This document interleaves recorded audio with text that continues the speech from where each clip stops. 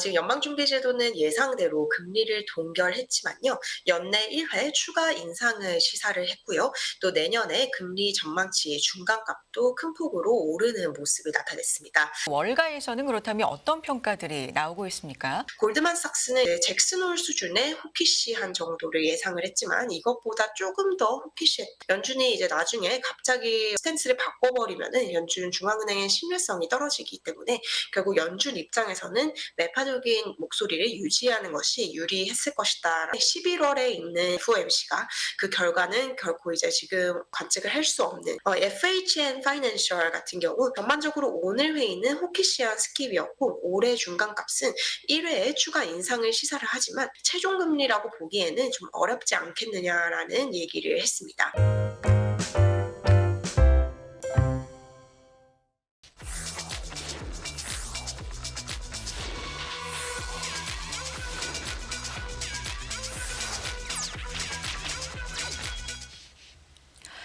네, 임하람 뉴욕 특파원 연결해 보겠습니다. 안녕하십니까? 네, 안녕하세요. 이마람 특파원입니다. 네, FOMC 마무리됐고요. 3대 지수는 어떻게 마무리가 됐는지 일단 지수부터 짚어보겠습니다.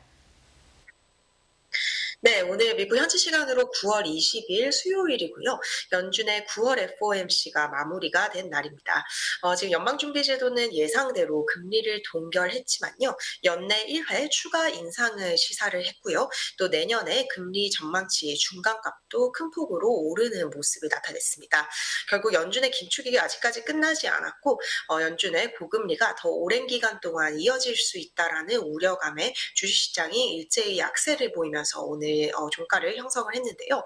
특히 이 금리 우려에 따라서 나스닥 시장을 중심으로 한 기술주의 급격한 조정이 발생을 했습니다. 오늘 종가 기준으로 나스닥 지수가 전거래일 대비 1.53% 급락을 하면서 마감을 했고요. 이 FOMC 결과 직후에 거의 보합 수준이었던 나스닥 지수, FOMC를 소화를 하면서 점점 셋오프가 심화를 한 모습입니다. 장 막판으로 갈수록 이제 큰 하락폭을 나타냈고요. 다우와 S&P 500 지수도 하락하는 모습을 보였습니다. S&P 500 지수 파월 의장의 연준의 이제 성명문 발표 이후 갑자기 음전하는 모습을 보였고요. 종가 무렵에는 0.94% 하락한 수준에서 오늘 거래 마무리를 했습니다. 다우 지수는 전거래일 대비 0.22% 하락하는 모습을 나타냈습니다.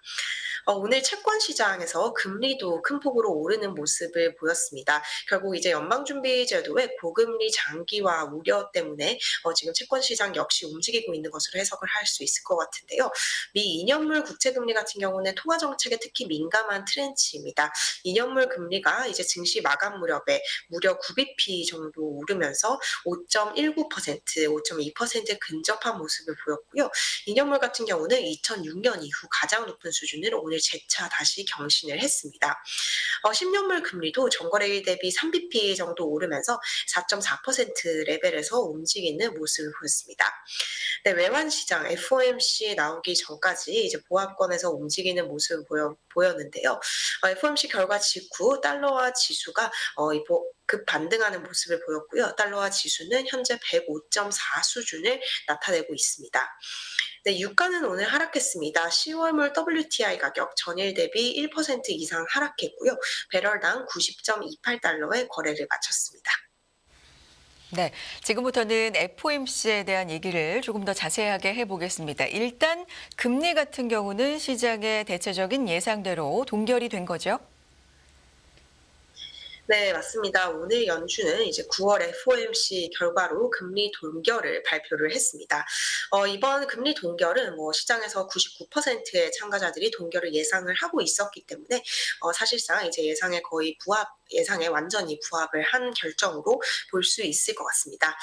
이제 연준은 예상대로 시장을 놀래키지 않았고요. 이로써 이제 미국의 연방기금금리 범위가 5.25%에서 5.5% 수준으로 동결이 되게 됐습니다. 현재 미국의 기준금리인 연방기금금리는 2001년 1월 이후 22년 만에 가장 높은 수준을 유지를 하고 있는 상황이고요. 페드는 이번 금리 동결 결정을 12대 0, 만장일치로 결정을 했다라고 성명문을 통해서 밝혔습니다. 금리가 동결된 와중에 지금 한미 금리 차는 금리 상단으로 봤을 때 최대 2%포인트로 나타나고 있는 상황이고요. 연준은 이번 금리 동결을 통해서 이제 동결을 했고요. 작년 3월부터 인상을 해왔습니다. 작년 3월 이후 연준은 총 11번 금리를 인상을 했고요. 지난 6월에 금리를 동결한 이후 7월 인상 다시 동결로 방향을 튼 모습을 나타냈습니다. 네. 시장의 예상처럼 금리는 일단은 한 번 더 동결이 됐고요. 중요한 건 파월 의장의 멘트와 성명문 뭐 이런 것들에 우리가 좀 주목을 하고 있었는데요. 성명문은 달라진 점이 좀 있습니까? 자세히 분석해 주시죠.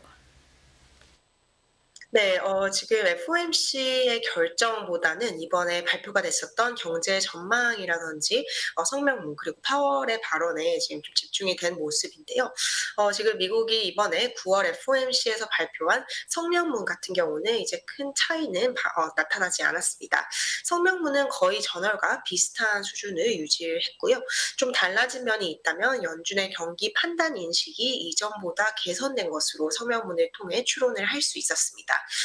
연준은 미국의 경제 활동이 탄탄하게 확장이 되고 있다라고 얘기를 했고요. 이것은 기존의 경제를 판단을 했었던 완만한 경제 성장보다 한층 더 경제를 긍정적으로 보고 있다라는 의미로 해석을 할 수 있을 것 같습니다. 또 최근 고용 증가 건수가 조금 둔화를 했다라는 점을 이제 지적을 했고요.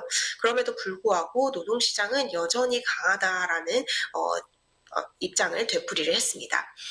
뿐만 아니라 이제 인플레이션에 여전히 이제 초미의 관심을 두고 있다, 주목을 하고 있다라는 표현을 그대로 쓰면서 아직까지 연준은 이제 인플레이션에 대해서 굉장히 몰입하고 있다라는 점을 그대로 보여줬고요.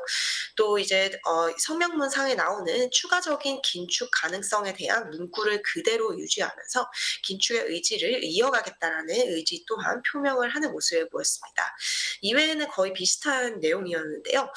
이제 뭐 향후 금리 결정을 할 때는 여러 가지 노동시장이라든지 인플레이션, 금융 발전 상황에 주목을 할 것이다라는 얘기를 되풀이를 하는 모습을 보였습니다. 네. 자, 이렇게 된다면 6월에 동결을 하고 7월에 인상을 하고 다시 9월에 동결이기 때문에 다시 또 인상을 한 번 더 할 수 있을까? 건너뛰기인 건가? 아니면 뭐 중단인 건가? 여러 가지 의견이 또 나올 수가 있고 분분할 것 같은데요. 이런 부분에 대해서는 어떤 얘기들 나오고 있습니까? 네, 연준은 작년 3월부터 이제 인상 궤도에 올라탔고요. 약 1년 반 동안 이 여정이 계속되고 있습니다. 투자자들이 주목한 것은 오늘 금리 인상을 하지 않은 것, 금리를 동결한 것이 향후에 금리 인상을 중단하겠다라는 의미인지 혹은 이번 달만 건너뛰겠다라는 의미인지 이 부분으로 집중이 되고 있는 상황인데요. 지금 이제 연준 위원들의 금리 전망치를 담은 점도표에서 이것에 대한 이제 힌트를 조금 얻을 수 있는 상황입니다. 이제 결론적으로 말씀드리면 연준 위원들은 여전히 연내에 1회 추가 인상을 전망을 하고 있는 상황이고요. 또 내년에 금리 전망치 중간값이 기존 대비 0.5%포인트나 높아졌습니다. 다시 말해서 이제 높은 금리가 오랫동안 이어질 수 있다라는 점이 9월 점도표를 통해서 다시 한번 이제 확인이 된 모습입니다. 지금 이제 연준 위원들은 올해 말의 기준금리가 중간값으로 5.6%를 기록할 것으로 전망을 하고 있습니다. 이 5.6%는 중간값이고요. 이거를 레인지로 보자면 5.5%에서 5.75%이기 때문에 지금 현재 금리보다 0.25%포인트, 즉 25bp 인상이 추가로 예상이 된다라는 의미로 해석이 됩니다. 그렇기 때문에 연내 1회 인상이 더 예상이 되어 있다라고 지금 분석을 하고 있는 상황이고요. 이 전망치의 점도표에서 점을 찍은 위원들이 19명입니다. 본인이 생각하는 이제 금리 레벨의 점을 찍는 건데요. 이 점도표에 점을 찍은 19명의 위원 중에서 12명이 올해 한 번 더 인상을 예상을 했고요. 7명이 동결을 예상을 했습니다. 기존보다 이 한 번 더 인상을 전망을 한 위원의 숫자가 더 많아진 그런 모습이고요. 또 내년에 이제 예상되는 연방기금 금리 중간값 수준이 좀 크게 높아졌습니다. 이제 내년 연방 기금 금리의 중간값 전망치가 5.1%로 지금 전망이 되고 있는데요. 지난 6월에 발표가 됐었던 중간값인 4.6%에서 0.5%포인트 높아진 상황입니다. 2025년 전망치 같은 경우는 3.9%로 역시 기존 전망치 대비 0.5%포인트 상승을 했고요. 또 2026년 전망치는 2.9%를 나타냈습니다. 즉 다시 말해서 내년과 내후년 두 번 정도의 인상이 이제 추가로 점도표에 반영이 됐는데요. 이것을 반드시 두 번 인상한다라는 의미보다는 그 정도로 높은 금리가 이어질 것으로 연준 위원들이 인식을 하고 있다라는 의미로 해석을 할 수 있을 것 같습니다. 이제 2026년 이후에 있는 이제 금리 전망치를 장기적인 장기 금리 전망치라고 볼 수 있을 것 같은데요. 이 장기 중립금리 전망치는 2.5%로 그대로 유지가 되었습니다. 이 또한 투자자들이 상당히 주목을 하고 있었던 부분인데요. 2.5%로 유지가 되었지만 이 점도표가 전체적으로 상향 조정됨에 따라서 일부 위원들은 이 장기 중립금리에 대한 전망치도 높인 것으로 지금 해석이 되고 있습니다. 사실 이제 시장 같은 경우는 내년에 금리 인하를 4번 정도 예상을 하고 있었는데요. 이번 이 점도표 수정 등으로 인해서 금리 인하는 아마 2번 정도밖에 없을 것이다라는 이런 관측이 나오고 있습니다. 즉 연준은 내년 금리 인하의 횟수도 좀 이제 점도표를 통해서 조정을 한 것으로 보이는데요. 그렇기 때문에 지금 전체적으로 봤을 때 이 경제 전망 보고서는 다소 매파적이었다라고 해석을 많이 하고 있는 것 같습니다. 지금 이제 페드 발표 이후 이 11월에 올해 11월에 이 금리 인상 가능성은 크게 차이는 없는 상황입니다. 금리 선물 시장 참가자들 11월에 금리를 동결할 가능성을 거의 70%로 육박하게 반영을 하고 있고요. 인상 가능성은 30% 정도로 전망을 하고 있습니다. 이제 문제는 내년인데요. 이 상반기에 금리 인하 기대감이 크게 낮아져 버린 상황입니다. 내년 6월에 지금보다 금리 수준이 비슷하거나 지금보다 높을 가능성이 60%로 무려 관측이 되고 있는데요. 다시 말해서 이제 내년 상반기가 지날 때까지 금리가 떨어지지도 않을 수 있다, 금리 인하가 없을 수도 있다라는 전망이 좀 상당히 높아진 것으로 보입니다. 연준은 이제 금리 외에도 성장률이라든지 실업률 그리고 인플레이션에 대한 전망치도 동시에 발표를 했습니다. 특히 이제 이번 FOMC에서 조금 주목해서 볼 수 있는 것이 연준이 미국 경제에 대해서 굉장히 자신감을 보이고 있다라는 점이 주목되고 있는데요. 연준은 실제로 올해 미국의 성장률 전망치를 2.1%로 전망을 상향 조정했습니다. 기존 전망치가 1%였기 때문에 거의 2배 이상 높인 것이고요. 월가의 예상에 부합을 하는 수준입니다. 내년에 성장률 역시 1.5%로 이제 상향 조정이 됐습니다. 네, 실업률 같은 경우는 올해 3.8%가 예상이 되면서 기존 전망치였던 4.1%보다 오히려 하향이 됐습니다. 지난 8월에 실업률이 깜짝 튀어오른 것과는 이제 또 상관없이 실업률 전망치는 하향 조정을 한 모습이고요. 또 이제 근원 PC 가격 지수 전망치 역시 기존 전망치 대비 하향이 됐습니다. 올해 PC 가격 지수 전망치가 3.7%로 관측이 되면서 기존 전망치였던 3.9% 대비해서 0.2%포인트 하향 조정이 되었고요. 개인 소비 지출 가격 지수는 올해 3.3%, 내년 2.5%를 예상이 되었습니다. 결국 이제 최근 있었던 국제유가의 급등세라든지 지난 8월 실업률 급등에도 불구하고 연준은 이제 노동시장이 적당히 강한 수준을 유지할 것으로 이제 보고 있는 것으로 보이고요. 근원 인플레이션은 둔화를 하는 흐름을 보이고 있다라고 다소 이제 골디락스적인 관측을 하고 있다라는 점이 SEP에서 드러난 것으로 해석을 할 수 있을 것 같습니다. 네, 이제 또 하나 중요했던 게 바로 제롬 파월 연준 의장의 기자 간담회입니다. 어떤 질문들이 있었고 또 대답은 어떻게 했는지 궁금한데요. 네, 오늘 이제 파월 의장 기자 간담회를 했는데요. 최근 몇 번에 있었던 기자 간담회에 비해서는 상당히 중립적이었던 발언으로 해석이 되고 있습니다. 뉴욕타임스 오늘 파월 기자 간담회에 대해서 이런 설명을 했는데요. 파월 의장은 마치 어떠한 뉴스도 만들지 않으려고 이제 전념을 한 듯한 것처럼 보였다. 다시 말해서 최대한 중립적인 입장을 표현을 하기 위해서 고군분투하는 것처럼 보였다라고 평가를 했고요. 또 그것에 성공한 것으로 보인다. 다시 말해서 이제 상당히 중립적인 간담회를 단행을 했다라고 뉴욕타임스는 평가를 했습니다. 파월 의장 이번 기자 간담회에서 결국 이제 어떠한 힌트도 주지는 않았습니다. 중립적인 얘기를 하면서 결국 이제 앞으로 다가오는 경제 지표에 따라서 결정을 하겠다. FOMC 회의는 라이브 회의 그때그때 따라 결정을 하는 라이브 회의가 될 것이다라는 이런 기존의 의견을 되풀이를 하는 모습을 보였고요. 지난번 FOMC부터 지금 계속 파월 의장이 강조하는 것은 조심스럽게 진행할 것이다라는 것을 굉장히 강조를 하고 있습니다. 이 추가적인 정책 긴축의 범위를 결정하는 데 있어서 매우 신중하게 carefully라는 단어를 쓰고 있는데요. 매우 신중하게 이러한 결정을 지표에 따라서 결정을 할 것이다라는 얘기를 했습니다. 결국 이제 필요할 경우 추가로 금리를 인상할 준비가 되어 있다라고 얘기를 하면서 잭슨홀 심포지엄에서의 발언을 되풀이하기는 했지만요. 그러면서도 너무 많이 긴축을 해서 경기를 필요 이상으로 둔화시키는 것에 대한 경계감을 그대로 드러내는 모습을 보였습니다. 지금 이제 최근 연방준비제도 내부에서 분위기가 기존에는 너무 적게 금리 인상을 해서 인플레이션을 다시 끌어올리는 그런 그것이 더 무섭다라는 이런 얘기를 작년까지는 했었는데요. 최근에는 분위기가 괜히 너무 많이 긴축해서 경제를 이제 좀 악화를 시키는 것을 피해야 된다는 쪽으로 이제 무게추가 좀 옮겨가고 있는 상황인 것 같습니다. 파월 의장도 이런 부분을 이제 시사를 했는데요. 너무나도 이제 추가적인 긴축을 강력하게 함으로 인해서 또 경기를 둔화시키는 것에 대한 경계감을 표현을 하는 모습을 보였습니다. 그렇기 때문에 이제 더욱더 신중해야 된다라고 표현을 했고요. 그렇기 때문에 경제 정책에 따라 경제 그 지표에 따라서 결정을 내리겠다라는 얘기를 했습니다. 또 이제 연착륙에 대해서 파월 의장이 한 발언도 상당히 좀 재미가 있는데요. 파월 의장은 이제 그러면 페드는 연착륙을 예상을 하고 있느냐라는 질문에는 이제 그것을 기본 시나리오는 절대 보고 있지 않다라고 얘기를 했습니다.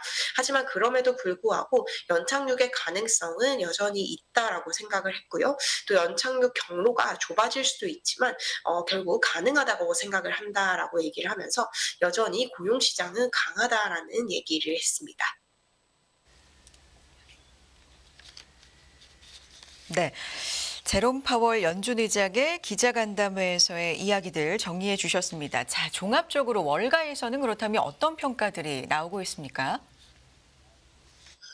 네, 월가 이번 9월 FOMC에 대해서 호키시한 일시 중단이다라는 이제 평가가 대체적으로 나오고 있는 것 같습니다. 이제 성명문이라든지 이 SEP 내용 그리고 이 금리 전망치가 일단 상향 조정이 된 것은 맞기 때문에요. 결국 이제 연준이 다소 호키시한 매파적인 스탠스를 보여줬다라고 평가를 하고 있는 상황인데요. 블룸버그 통신 오늘 FOMC에 대해서 연준은 허키시 스킵 다시 말해서 호키시한 일시 중단을 했다. 연내 추가 인상을 시사했다라는 이런 헤드라인을 뽑았습니다. 지금 CNBC 방송 역시 연준은 연내 추가 인상을 시사를 했다라는 거를 이제 좀 집중적으로 다뤘고요. 월가의 전문가들 역시 예상보다도 이 페드의 이번 오늘 결정이 조금 호키시한 쪽으로 쏠렸다라는 주장을 하고 있는 것 같습니다. 골드만삭스는 이렇게 평가를 했는데요. 이제 잭슨홀 수준의 호키시한 정도를 예상을 했지만 이것보다 조금 더 호키시했다라는 얘기를 했습니다. 그 이유로는 결국 이제 연준의 신뢰성 이슈를 들었는데요. 연준이 이제 나중에 갑자기 스탠스를 바꿔버리면은 연준 중앙은행의 신뢰성이 떨어지기 때문에 결국 연준 입장에서는 매파적인 목소리를 유지하는 것이 유리했을 것이다라고 얘기를 했습니다. 결국 이제 연준은 관망 모드를 유지를 하면서 긴축 카드를 계속 쥐고 있을 것이다라고 골드만은 전망을 했고요.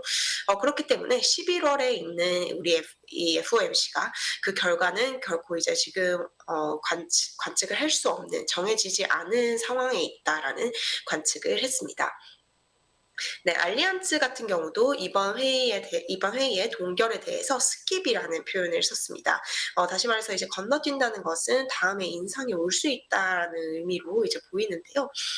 결국 이번 회의에서 금리 인상을 스킵했기 때문에 연내 추가 인상을 카드에서 배제하기는 어려울 것이다라고 의견을 전했습니다. 연준은 아직까지 이 추가 인상 가능성에 대해서 내부적으로 합의를 찾지 못한 것으로 보이고요. 여러 위원들의 의견은 엇갈리고 있는 상황으로 보입니다. 그렇기 때문에 지금 여러 가지 거시경제적인 리스크를 고려를 하면 이번 회의는 스킵으로 보는 게 맞을 것 같다라고 알리안츠는 주장을 했고요. 또 연준은 내년에 금리 인하의 횟수를 줄였다라고도 지적을 했습니다. FHN 파이낸셜 같은 경우 이제 내년에도 금리가 인상될 가능성이 있다라는 주장을 펼쳤습니다. 전반적으로 오늘 회의는 호키시한 스킵이었고 올해 중간값은 1회에 추가 인상을 시사를 하지만 올해 한 번 남았다라고 해서 내년에 안 한다라는 의미는 아니다라고 얘기를 했고요. 올해 제시된 금리 전망치가 최종 금리라고 보기에는 좀 어렵지 않겠느냐라는 얘기를 했습니다. BOK 파이낸셜 미국의 이제 경제 성장률 전망치가 크게 높아진 점에 주목을 했는데요. 고금리에도 불구하고 경제는 너무 강한 모습을 보이고 있기 때문에 즉 연말에 추가 인상할 압력이 남아 있다라는 얘기를 했습니다. 네, 트레이드 스테이션은 이런 골드만삭스와 비슷한 분석을 했는데요. 연준은 이번에 살짝 매파적이었다라고 얘기를 하면서 그 이유는 연준이 굳이 비둘기파적으로 돌아설 이유가 하나도 없다라는 얘기를 했습니다. 지금 이제 경제적으로 유가가 많이 오르고 있고요. 미국의 전미 자동차 노조 쪽에서 파업이 있는 상황입니다. 이런 것들이 다시 이제 자동차 차량 가격을 올릴 수 있고요. 인플레이션의 새로운 어떤 리스크로 부상을 할 수 있는 상황이기 때문에 이런 상황에서 연준이 굳이 비둘기파적으로 보일 필요가 뭐가 있겠느냐라고 이제 얘기를 했고요. 또 프린시펄 에셋 매니지먼트 같은 경우에는 11월 인상이 된다고 하더라도 이미 이제 시장이 어느 정도 좀 대비를 하고 있는 상황이다라고 얘기를 했습니다. 결국 이제 이번 FOMC에서 제일 놀라웠던 점은 내년의 점도표다라고 얘기를 했는데요. 연준이 이 연착륙에 대한 자신감이 상당히 있어 보이고, 네, 그렇기 때문에 내년에 금리 인하 횟수가 줄어들 가능성이 더욱더 좀 커 보인다라는 얘기를 했습니다. 연준은 아직까지도 이 차를 몰다가 브레이크에서 발을 너무 빨리 떼면 인플레이션이 바로 튀어오를 것이다라는 공포에서 벗어나지 못한 것으로 보인다라고 분석을 했는데요. 지금 이제 연준이 오늘 FOMC 그리고 이 SEP에서 제시한 성장률 전망치에 대해서는 일각에서는 의구심도 크게 일어나고 있는 상황입니다. 마켓워치는 이렇게 설명을 했는데요. 연준은 이제 연착륙을 주장을 하고 있긴 하지만 연착륙은 흔치 않은 케이스이고 지금 이제 미국 시장에는 크래시 랜딩으로 볼 수 있는 이제 세게 착륙하는 경제가 이제 약간 부서지면서 착륙하는 시나리오가 훨씬 더 유력해 보인다라는 분석을 내놨습니다. 캐피털 이코노믹스의 북미 선임 이코노미스트인데요. 폴 애쉬워드 역시 연준이 경제 성장에 대해 가지고 있는 긍정적인 전망을 믿지 못하겠다라고 얘기를 했습니다. 지금 연준이 오늘 발표한 SEP는 이제 올해 미국 성장률이 2.1%, 내년 미국 성장률이 1.5%를 기록할 것이다라는 가정 하에서는 모든 게 합리적입니다. 하지만 이 가정 자체가 조금 믿기가 어렵다라고 폴 애쉬워드 캐피털 이코노믹스 전문가는 주장을 했고요. 자신들은 그런 전망을 믿지 않고 있다라고 얘기를 했습니다. 캐피털 이코노믹스 같은 경우는 미국의 경제가 생각보다 빨리 둔화를 해서 내년에 초부터 연준이 금리를 인하해야 될 그런 압력에 시달릴 것이다라고 전망을 하고 있는 상황입니다. 또 다른 전문가 역시 이렇게 표현을 했는데요. 연준의 그 인플레이션 그리고 실업률에 대해서 가지고 있는 전망치에 대해서 의구심을 가지고 있다라고 얘기를 하면서 이 수치를 이 SEP 상에 나와 있는 수치를 정당화하기는 매우 어려워 보인다라는 주장을 했습니다. 연준은 노동시장에 대해서는 이상할 정도로 낙관적이고 또 근원 PCE에 대해서는 이상할 정도로 비관적이다라는 주장을 펼쳤습니다. 네. 주식시장 얘기를 좀 해보면 오늘 3대 지수가 동반해서 하락 마감했는데요. 장 후반으로 갈수록 막판으로 갈수록 낙폭을 좀 더 키우는 모습이었고 특히 기술주의 하락폭이 좀 컸습니다. 종목과 섹터 흐름 정리해 주시죠. 네, 올해 나스닥 지수가 금리의 직격탄을 받고 했고 이제 3대 지수 중에서 가장 큰 폭으로 떨어지는 모습을 보였습니다. 그렇기 때문에 S&P 500 구성하고 있는 섹터 중에서 기술통신 섹터가 가장 큰 폭으로 하락하는 모습을 보였고요. IT를 중심으로 한 세로프가 펼쳐지는 모습을 나타냈습니다. 특히 이 빅테크 매그니피센트 세븐 종목이 더 높은 금리가 장기화된다라는 이 개념에 좀 직격탄을 맞고 있습니다. 오늘 구글이 3% 이상 밀렸고요. 엔비디아 역시 2.9% 밀렸습니다. 마이크로소프트, 애플 2% 이상 하락했고요. 아마존과 테슬라도 1%대 이상의 하락세를 기록을 하는 모습을 나타냈습니다. 오늘 월가에서 나온 주요 콜 중에 뱅크 오브 아메리카의 콜이 있습니다. 뱅크 오브 아메리카는 S&P 500 지수의 연말 전망치를 4,600으로 상향을 하는 이 콜을 냈고요. 또 이외에 중요한 콜 중에 골드만삭스가 유가 브렌트유가 향후 12개월 안에 $100대로 올라갈 것이다라는 이런 전망을 내놓기도 했습니다. 오늘 이제 뉴욕 증시에 신규 상장한 종목이 있습니다. 인스타카트와 ARM에 이어서 마케팅사인 클라비오가 뉴욕 증시에 오늘 안착을 했는데요. 공모가가 $30였던 이 마케팅사 종목은 오늘 장중에 주가가 무려 32% 정도 급등을 하기도 했고요. 종가 기준으로는 전일 대비 9% 오른 수준으로 마감을 했습니다. 오늘 캐시우드가 테슬라에 관련해서 또 $2,000 콜을 유지를 했습니다. 캐시우드는 이제 테슬라가 AI 종목에서 가장 큰 수혜주다라는 얘기를 이제 입장을 유지를 하면서 오늘 2027년 테슬라가 주가가 $2,000로 오를 것이다라는 주장을 이제 펼쳤습니다.